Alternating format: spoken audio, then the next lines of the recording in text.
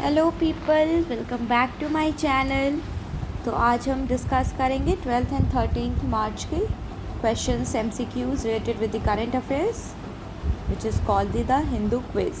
ठीक है, so let's start. Where is Aurangzeb tomb located? Aurangzeb का जो टॉम्ब है वो कहाँ लोकेटेड है? तो it's correct answer is Chhatrapati Sambhaji Nagar. So देखते हैं इसका explanation. BJP Satara MP Udayan Raje Bhosale, a descendant of Maratha King Chhatrapati Shivaji Maharaj, has sought the removal of Aurangzeb tomb located in Chhatrapati Sambhaji Nagar district. एक MP जो है बीजेपी के वो डिसेंडेंट है शिवाजी महाराज के। सो ही वांट कि जो औरंगजेब का जो टॉम्ब है वो वहाँ से रिमूव कर दिया जाए from the Chhatrapati Sambhaji Nagar. That's why this question has came. Context इसका ये था। सो देखो, ये है इसका औरंगजेब का जो टॉम्ब है, उसके आगे ये बनाया हुआ है। इसमें लिखा भी हुआ है कि उनकी ख्वाहिश के मुताबिक बड़ी सादगी से उनके धर्मगुरु राजीव ने करीब बनाई गई थी। मतलब इनके जो औरंगजेब का जो टॉम्ब है वो उनके बिल्कुल गुरु के बगल में ही उनको दफनाया गया था। And according to but Lord Curzon revised to order to be decorated, simple रखा गया था। एंड लॉर्ड कर्जन के टाइम में औरंगजेब के टॉम्ब को बनाया गया था। So this is the correct answer. Chhatrapati Sambhaji Nagar में है औरंगजेब का tomb. Next question, which of the following countries fell out of the top 10 arm importers list?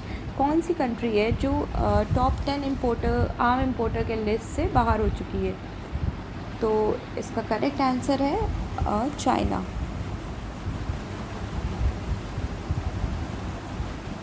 So explanation is China has dropped out of the list of top 10 arm importers for the first time since 1994। मतलब China जो है अब top 10 जो arm importer countries है, जैसे Israel है, India है, हमारा सेकंड पे इंडिया का नंबर है। एंड देन आपका हो गया नाइजीरिया, हो गया ईरान है। ऐसी कंट्रीज़ है जो टॉप 10 में है and they are biggest importers of arms in the year 2023-2024। और उस लिस्ट में चाइना का नाम नहीं है in the top 10 countries.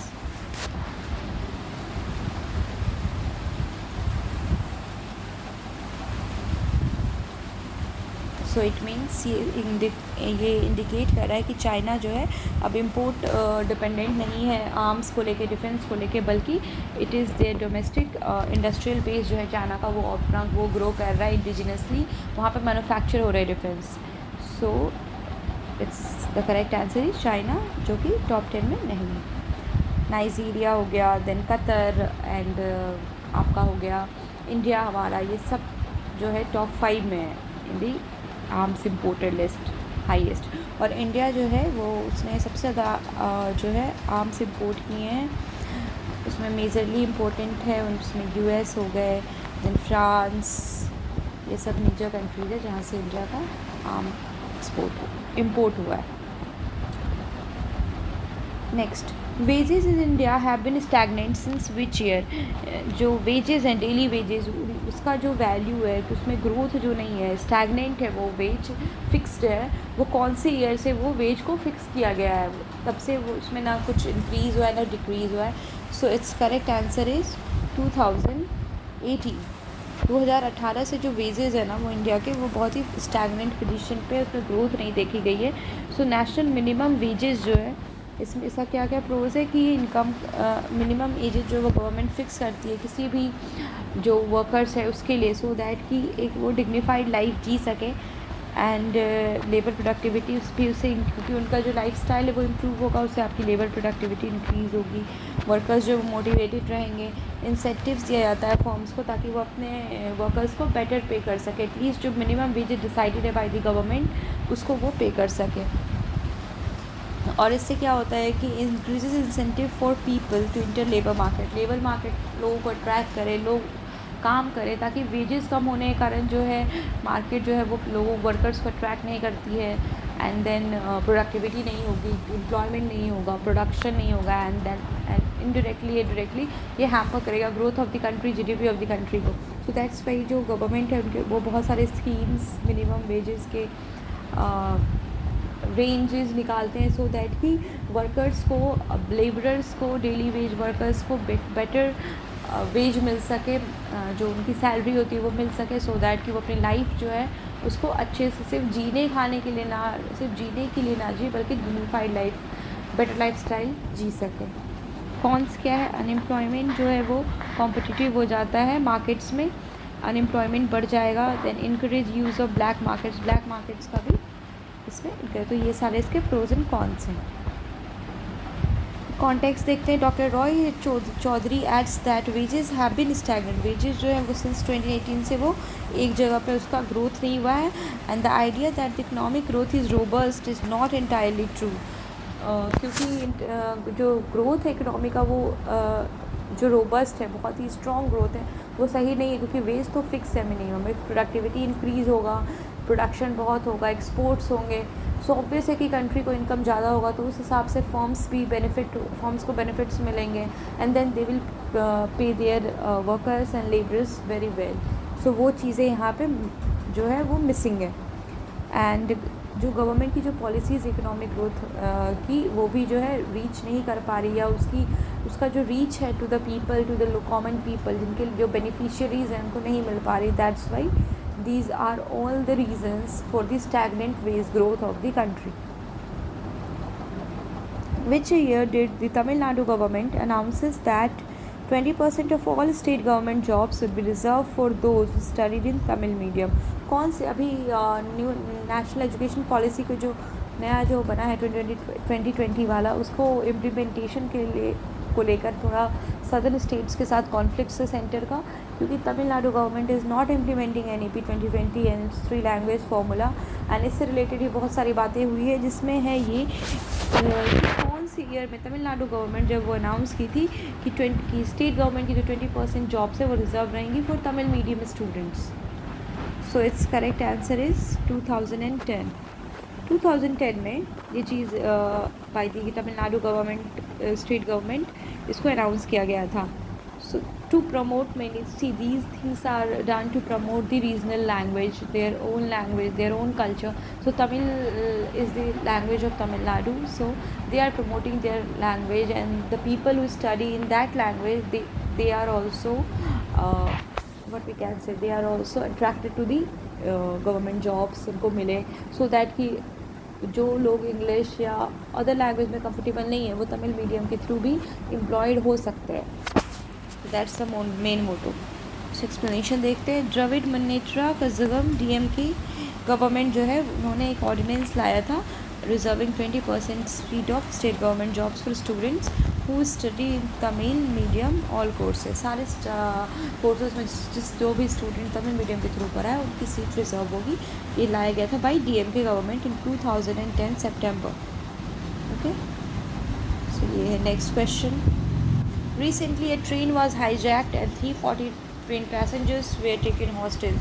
This happened in which country? अभी recently 2-3 दिन पहले की ये घटना है कि ट्रेन was hijacked and उसके जो भी पैसेंजर्स उनको बंदी बना लिया गया था, हॉस्टेज ले लिया गया था। तो ये कहाँ हुआ है? ये हुआ है पाकिस्तान में। सो it's correct answer is Pakistan. और ये मिलिटेंट ग्रुप जो है उसके द्वारा ये किया गया था। इट वॉज अ 30 RCs, और ये मिलिटेंट ग्रुप कोई और नहीं बल्कि है Balochistan liberation army, because they want to have free Balochistan. Balochistan में अभी बहुत ज़्यादा डिस्टर्बेंसेस हैं, कॉन्फ्लिक्ट्स हैं, प्रोटेस्ट हो रहे हैं, सो दैट कि वो अपना इंडिपेंडेंट एंड सोवरेनिटी चाहते हैं।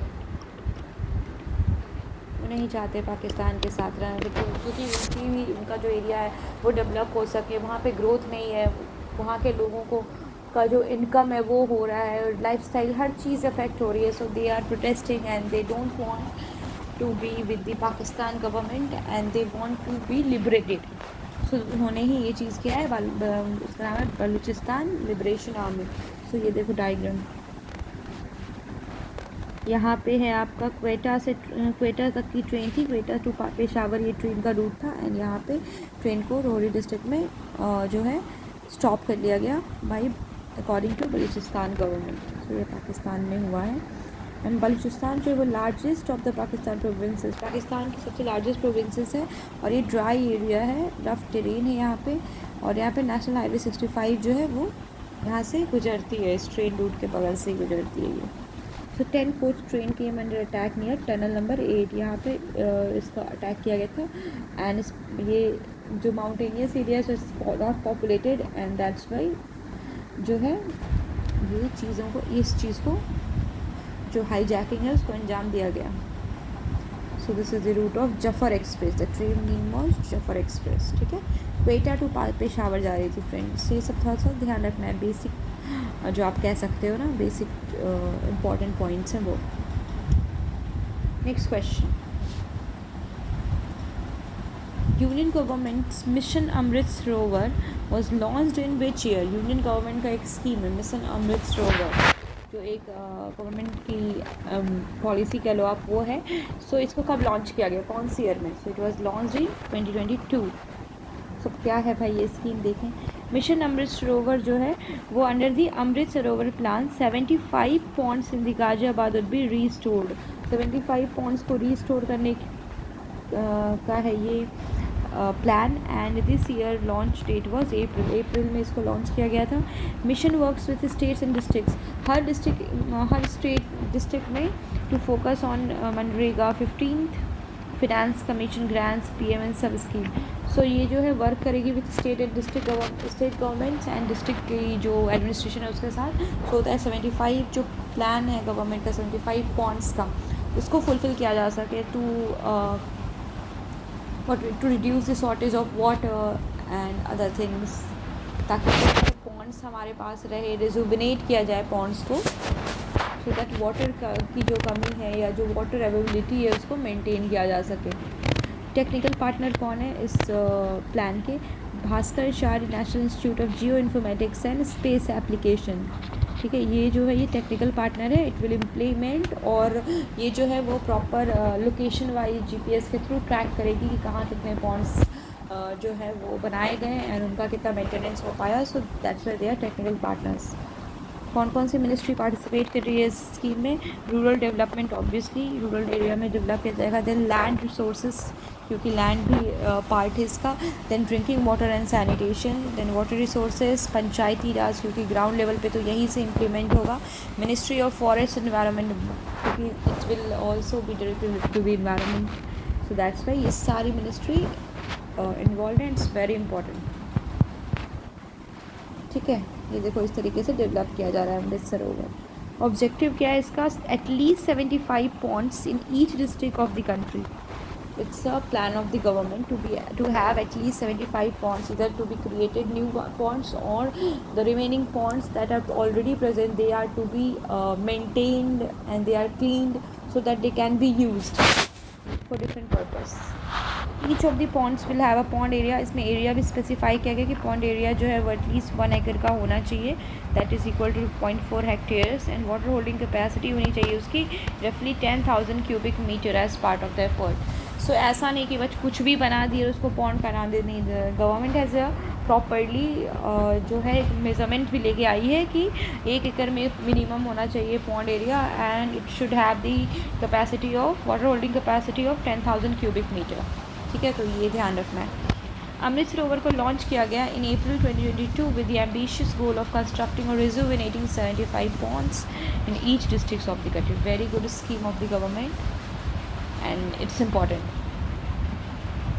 Next, the APAR ID is related to which of the following? APAR ID जो है अभी न्यूज़ में चल रहा है, so it's related to what? It's related to education. So what is APAR ID? Let's see. APAR registry of academic receipts. APAR एक ID है जो दी जाएगी पर स्टूडेंट, यूनिक आईडी होगा जिसमें स्टूडेंट्स जो है वो डिजिटली स्टोर कर सकेंगे अपने हर achievements, like exam results, learning outcomes, achievements in olympiads, sports, skill training etcetera. और इसी डिजिटल आईडी होगी, इसमें स्टूडेंट्स की एजुकेशन से रिलेटेड हर वो चीज़ जो है वो उसमें ऑलरेडी प्रेजेंट होगा। Then it will help to track educational progress and achievements of the, ये ट्रैक करने में हेल्प करेगा स्टूडेंट के एजुकेशनल प्रोग्रेस को। स्टूडेंट जो है इसको यूज़ कर सकते हैं क्रेडिट स्कोर को फॉर हायर एजुकेशन और एम्प्लॉयमेंट पर्पस इन फ्यूचर। जैसे अभी हम क्या करते हैं, फिजिकली सबमिट करते हैं पहले, तो अब हम ऑनलाइन करते हैं submit, then we also do the document verification physically, but when this APAAR ID will be made for each student, so then there will not be any need for submission of individual what we can say individual certificates related to the class 10 certificate, 12 certificate, or any qualifications, any achievements, any extracurricular courses, anything.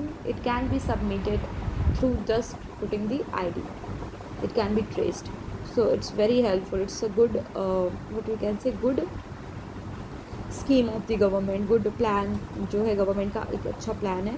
और इसमें physical need भी ख़त्म हो जाएगा store करके certificate रखने का, क्योंकि कभी खो जाए then it's a very big loss, फिर बहुत प्रॉब्लम्स होती है उसको फिर से करने में, फिर से आपको जाके वो सर्टिफिकेट निकालने में।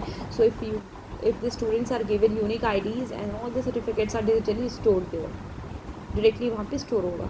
सो Aadhaar number will be masked and while sharing the data with other government, Aadhaar number को मास्क करके यूज़ किया जाएगा।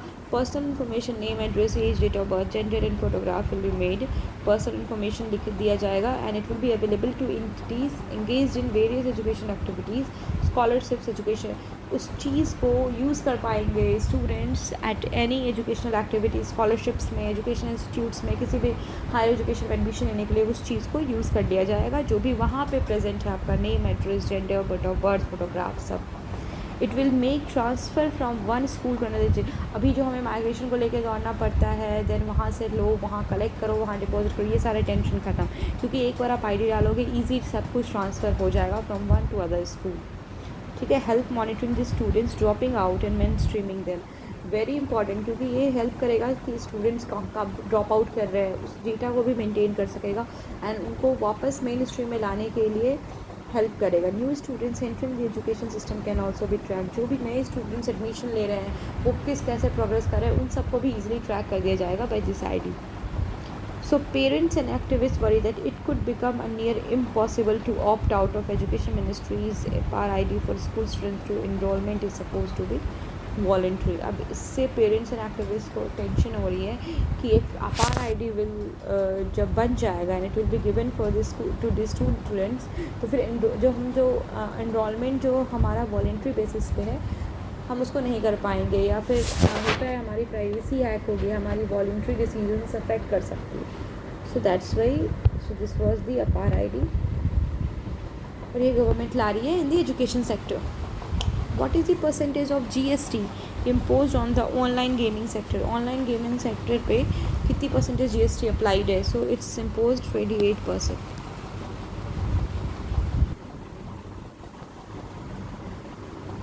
सो यूनियन एंड स्टेट गवर्नमेंट जो है वो 28% जीएसटी ऑनलाइन गेमिंग पे इम्पोज किया गया है उनके द्वारा, और सो दैट कि गैम्बलिंग, लिक्योर और ये जो है ये सबसे को रिज़र्व किया जाए इस 28% ऑनलाइन गेमिंग के लिए, क्योंकि ये एक तरह का लत है एंड गवर्नमेंट चाहती है कि इस पर ज़्यादा से ज़्यादा टैक्स इम्पोज कर सके। So is the government stifling the online gaming sector, online gaming sector के जो पोटेंशियल है उसको ना समझते हुए जो है इस पर एक रिपोर्ट भी आया है कि जो गेमिंग है वो बहुत ही ग्रो कर रहा है, बहुत ही ग्रोइंग सेक्टर है एंड मोर जो है लोग उसमें इन्वॉल्व हो रहे हैं। सो गवर्नमेंट जो है उनको बेनिफिट ही होगा indirectly, and union state government जो 28% जीएसटी लगा दिया गया है उसमें। Then effective way for government to commence its new wave of deregulation and rationalize GST rates। so, ये सब इसके ही बारे में ज़्यादा इम्पॉर्टेंट नहीं है, मेनली क्या इम्पॉर्टेंट है कि 28% GST is imposed। Next question, 365-year-old Royal Society, one of the most reputed scientific institutions in the world, is in which country? Royal Society जो है जो कि 365-year-old है, it's a very important scientific institutions है ये, and ये जो है ये कहाँ लोकेटेड है? So it's located in Germany और Britain, it's located in Britain, UK. So the correct answer is UK. Royal society of London began, royal society जो ब्रिटेन में है वो one of the most reputed scientific institution है world का, और it experiencing a crisis. यहाँ पे crisis हो रहा है, क्यों? क्योंकि जो क्राइसिस बहुत कुछ जो रीज़न्स हैं वो one of the main reason है फंडिंग रीजंस हैं, then other is raises fundamental concerns about the role of doctor कि लोग जो है पार्टिसिपेट नहीं कर पा रहे ज़्यादा, साइंटिफिक डेटा रिलायबल नहीं हो रहा, एंड जो भी चीज़ जो सिनेरियो चेंज हो रही है इस टाइम पे इन दी साइंटिफिक एरिया कह सकते हो आप, तो इस कारण जो रॉयल सोसाइटी है जैसे क्राइसिस और इस चीज़ के कारण जो है ये न्यूज़ बना है। सो ये थे आज के कुछ क्वेश्चंस, आज और कल के आई थिंक 12 एंड 13 के सारे क्वेश्चंस थे जो भी हिंदू में द क्विज फॉर्म में दिया गया है। सो आई होप कि आपको अच्छा लगा होगा questions, and questions were also good. कभी कभी गवर्नमेंट एग्ज़ाम्स जो वैसे वाले होते हैं ना वन लाइनर टाइप वाले, उसमें कभी कभी ऐसे फैक्ट्स पूछ लिए जाते हैं जो हम ध्यान नहीं देते, but it is covered here. So I think ये आपको बेनिफिट ही करेगा। So keep revising, keep studying, and फिर मिलेंगे with the next quiz. Till then bye, take care.